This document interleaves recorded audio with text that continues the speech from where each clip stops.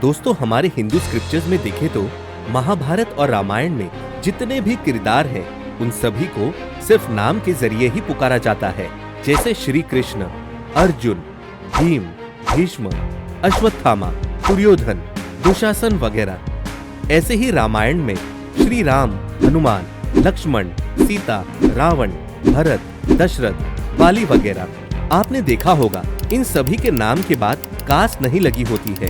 ऐसा इसलिए होता था क्योंकि रामायण और महाभारत एरा में कास्ट से ज्यादा वर्ण इंपॉर्टेंट होते थे और इन सभी को वर्ण के आधार पर डिफरेंशिएट किया जाता था, जिसमें वैदिक काल से ही 4 तरह के वर्णों को बताया गया है: ब्राह्मण, क्षत्रिय, वैश्य और शूद्र।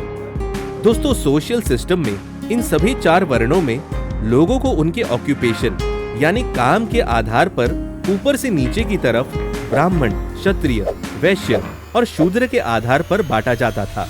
इस सोशल हायरार्की में शूद्र सबसे नीचे हुआ करते थे और सदियों से इन्हीं समाज के लोगों ने दुख और दर्द झेला है। इसलिए निचली शेड्यूल कास्ट के लोगों ने बहुत लंबे समय तक भेदभाव झेला। लेकिन दोस्तों, हैरानी की बात तो ये है कि हमारी सबसे प्राचीन हिंदू ग्रंथ वेदों में किसी भी कास्ट सिस्टम को इंट्रोड्यूस ही नहीं किया गया है और ना ही इनमें कास्टिज्म का कोई एक्सप्लेनेशन मिलता है। तो दोस्तों, कैसे आज के सोशल सिस्टम में कास्ट इतना पॉपुलर और स्ट्रॉन्ग हो पाया कि कास्टिज्म हिंदुइज्म के रगों में खून की तरह दौड़ रहा है।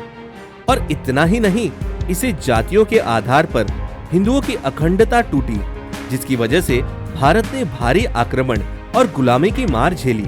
लेकिन दोस्तों, अब सवाल ये उठता है कि भारत में इस कास्टिज्म की शुरुआत कहां से और कैसे हुई? क्या ये हमेशा से ही एग्जिस्ट करती थी या इसे वक्त के साथ साथ समाज पर थोपा गया? आखिर क्या है इस कास्टिज्म का ओरिजिन? आइए जानते हैं इसी बात को आज की वीडियो में। लेकिन अगर आप चैनल पर नए हैं तो ऐसे ही अमेजिंग नॉलेजेबल वीडियोस के लिए रेडी स्टडी नॉलेज को सब्सक्राइब कीजिए और साथ ही बेल आइकन दबाना न भूलें। दोस्तों, अगर हम हिंदुइज्म में सोशल लिविंग स्टाइल की बात करें तो बहुत सी हिंदू रिलीजियस टेक्स्ट बुक्स इंसानों के रहन सहन और समाज में लोगों के जीने के तरीकों के बारे में बताते हैं। वैसे तो हमारे हिंदू धर्म में ऐसे रिलीजियस बुक्स का महासागर मौजूद है, लेकिन इन सब में सबसे ऊपर वेदों को माना जाता है, जिसमें 4 वेद ऋग्वेद, यजुर्वेद, सामवेद, अथर्ववेद शामिल हैं। इन सभी वेदों में समाज को 4 वर्णों में बांटा गया है, जैसे कि ब्राह्मण, क्षत्रिय, वैश्य और शूद्र। दोस्तों, सभी वर्ण कार्य के आधार पर डिवाइड होते थे, जैसे शिक्षक या पुजारी ब्राह्मण, राजा और सैनिक क्षत्रिय, व्यापार करने वाले बिजनेस ट्रेडर्स वैश्य और दास जो सेवा करते थे उन्हें शूद्र कहा जाता था। दोस्तों, वैदिक काल से ही वर्ण को सिर्फ और सिर्फ कार्य के आधार पर डिवाइड किया गया है। इसका जन्म से कोई लेना देना नहीं था। आपने जन्म कहीं भी लिया हो, जैसे आप कर्म करेंगे वैसा आपका वर्ण होगा। इस बात को ऐसे समझिए कि रामायण महर्षि वाल्मीकि के द्वारा लिखी गई थी, जो एक महर्षि यानी स्कॉलर थे। लेकिन वाल्मीकि महर्षि होने से पहले एक डाकू हुआ करते थे, यानी वो शूद्र थे।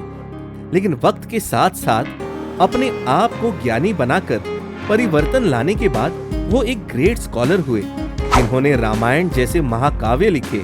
ऐसे ही वैदिक काल के महान ऋषि महर्षि विश्वामित्र पहले पराक्रमी राजा यानी क्षत्रिय हुआ करते थे, लेकिन बाद में अपने ज्ञान के स्तर को बढ़ाने के बाद उन्हें ब्रह्म ऋषि का दर्जा हासिल हुआ। इस बात से यही पता चलता है कि प्राचीन काल से ही कास्टिज्म मौजूद नहीं था और लोग कर्म के द्वारा अपना सोशल डेवलपमेंट कर सकते थे। दोस्तों, अगर हम कास्ट सिस्टम की बात करें तो कास्ट जन्म के आधार पर डिवाइड की जाती है और इसके अंतर्गत कास्ट लोगों के कर्म को भी डिसाइड करती है, जैसे कौन ब्राह्मण, टीचर और स्कॉलर होगा, कौन बिजनेस करेगा, किस किस तरह का बिजनेस करेगा, कौन क्षत्रिय होगा, कौन शूद्र होगा। इस पूरे सोशल सिस्टम को कास्ट ही कंट्रोल करती है।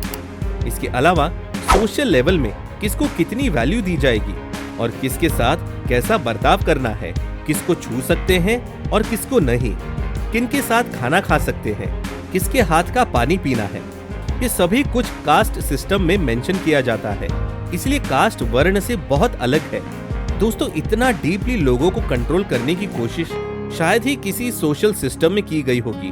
वैसे देखा जाए तो लगभग 4000 साल पहले वेदों को लिखने के साथ ही वर्ण के बेसिस में लोगों को डिफरेंशिएट किया गया था।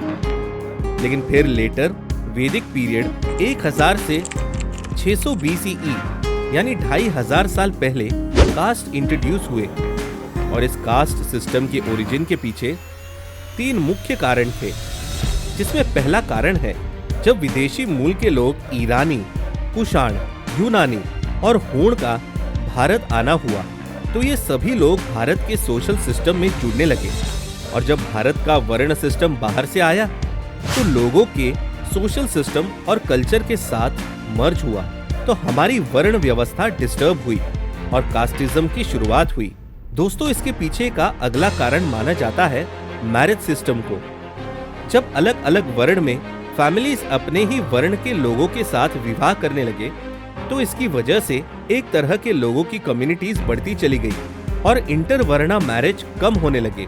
इस तरह से अलग अलग कम्युनिटीज में आपस में ही शादी होने की वजह से कर्म बेस्ड वर्ण सिस्टम को अनदेखा कर दिया गया और ये जन्म के आधार पर कास्ट सिस्टम में चेंज होता चला गया। दोस्तों, इसके बाद तीसरा और आखिरी कारण माना जाता है बिजनेस यानी व्यापार को, क्योंकि प्राचीन समय में आज की तरह इंटरलिंक एजुकेशन सिस्टम नहीं हुआ करता था, तो बच्चों को नॉलेज और स्किल्स फैमिली से ही मिला करती थी। यानी बच्चा अपने पिता और फैमिली के ऑक्यूपेशन को ही फॉलो किया करता था, क्योंकि बच्चे बचपन से ही पिता के साथ रहकर सभी कुछ आसानी से सीख लेते थे और ऐसा करने से सोशल स्केल भी आसानी से रन हो पा रहा था, जिसकी वजह से कर्म बेस्ड वर्ण खत्म होकर जन्म बेस्ड कास्ट में तब्दील हो गया और धीरे धीरे करके समाज में कास्टिज्म बढ़ता चला गया।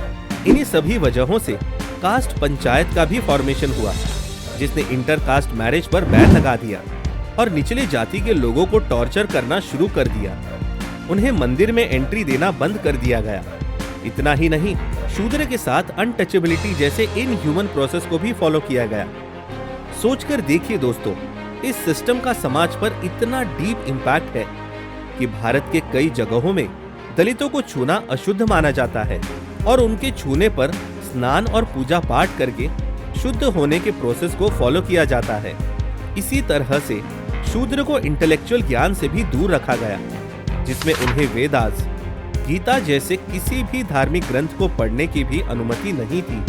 दोस्तों, भगवत गीता के चैप्टर 4 में भगवान श्री कृष्ण ने साफ कहा है कि 4 वर्णों को उनके गुण और कर्म के अनुसार बांटा गया है, ना कि जन्म के अनुसार।